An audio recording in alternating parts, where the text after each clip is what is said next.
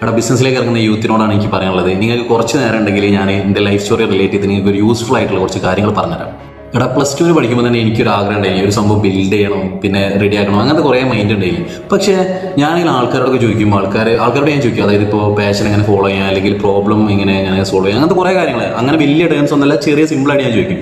പക്ഷേ ആൾക്കാരെപ്പോഴും ടീച്ചേഴ്സ് ആയാലും ആരായാലും എപ്പം പറയാൻ പറഞ്ഞാൽ മാർക്ക് എത്ര, അടുത്ത എൻട്രൻസിൻ്റെ റാങ്ക് എത്ര, അങ്ങനത്തെ രീതിയിലാണ് സംസാരം മൊത്തം പോവുക. അപ്പോൾ എനിക്ക് മനസ്സിലായി ഇവരെ നോക്കി നിന്നിട്ട് കാര്യമില്ല, ഇവർക്കാർക്കും ആ മൈൻഡും കാര്യമൊന്നുമില്ല. അപ്പോൾ എന്താ, ഞാൻ അന്ന് മുതൽ ജീവിതത്തിൽ കാര്യങ്ങളൊക്കെ ഒന്ന് ഒബ്സർവ് ചെയ്ത് തുടങ്ങി. വലിയ ടോപ്പായിട്ടില്ല, ചെറിയ രീതിയിൽ ഒബ്സർവ് ചെയ്ത് തുടങ്ങി. അങ്ങനെ കുറച്ച് ഒബ്സർവേഷൻ ഞാൻ കണ്ടുപിടിച്ച ഒബ്സർവേഷൻ അത് ഞാൻ പറഞ്ഞുതരാം. നമ്മുടെ മാർക്സ് അല്ല ഒരിക്കലും വലുത്, നമുക്കൊരു ഡയറക്ഷനാണ് എപ്പോഴും വലുത്.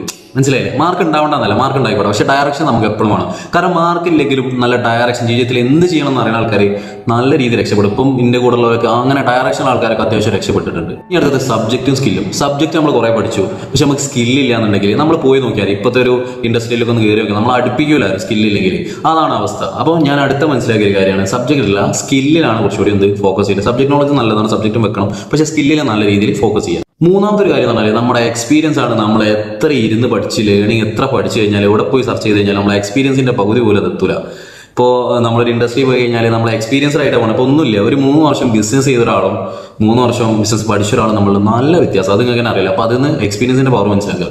പിന്നെ മെജോറിറ്റി സ്കൂൾസ് ആണെങ്കിലും അതുപോലെ കോളേജസ് ആണെങ്കിലും ഓൺടർപ്രണർഷിപ്പിനെ സപ്പോർട്ട് ചെയ്യണമെന്നൊന്നുമില്ല. അവർ ജോബിലേക്കായിരിക്കും നിങ്ങൾ ഡൈവേർട്ട് ചെയ്തിടുക. അപ്പോൾ ആ കാര്യങ്ങൾ ശ്രദ്ധിക്കുക. ഓൺടർപ്രണർഷിപ്പ് നിങ്ങൾ തന്നെ ഫൈൻഡ് ചെയ്ത് ചിലപ്പോൾ പഠിക്കേണ്ടി വരും. അങ്ങനെ സപ്പോർട്ട് ചെയ്യുന്ന സ്കൂൾസൊക്കെ വരുന്നുണ്ട് എന്നൊക്കെ പറഞ്ഞു, പക്ഷേ മെജോറിറ്റി ആൾക്കാരും അങ്ങനെ സപ്പോർട്ട് ചെയ്യണമെന്നില്ല. അപ്പോൾ നിങ്ങൾ ഓൺടർപ്രണർഷിപ്പ് സ്വന്തമായിട്ട് എന്താ ബിൽഡ് ചെയ്യാൻ ആഗ്രഹമെങ്കിൽ നിങ്ങൾ എന്താക്കുക, ബാക്കിയുള്ള അഭിപ്രായത്തിനും ബാക്കിയുള്ള സപ്പോർട്ടിനും കൂടുതൽ നിങ്ങളിൽ വിശ്വസിക്കുക, നിങ്ങളെ സപ്പോർട്ട് ചെയ്യുക, മുമ്പോട്ട് വരിക.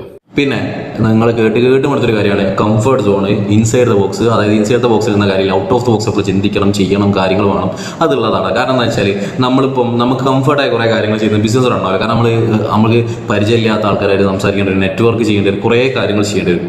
അപ്പോൾ നമ്മളൊരു ഹോബിയും കാര്യങ്ങളൊക്കെ ആക്കി എടുത്ത് ഡിസ്കംഫർട്ട് എന്ത് ചെയ്യുക, നമ്മളൊരു പാർട്ടായിട്ട് കൊണ്ടുപോകുക. മറ്റേ അറിയില്ലേ, we need to be comfortable by being uncomfortable എന്ന സാധനം, അതൊക്കെ കൊണ്ടുവരിക. അപ്പോൾ അങ്ങനെ സെറ്റും കാര്യങ്ങൾ ചെയ്യും. ഇത്രയും കാര്യങ്ങൾ എനിക്ക് പറയാം, ഇത്രയും കാര്യങ്ങൾ ഞാൻ ഒബ്സർവ് ചെയ്ത കാര്യങ്ങൾ നിങ്ങൾക്ക് പറഞ്ഞുതരാമെന്ന് വെച്ചാൽ. അപ്പോൾ ഓക്കെ.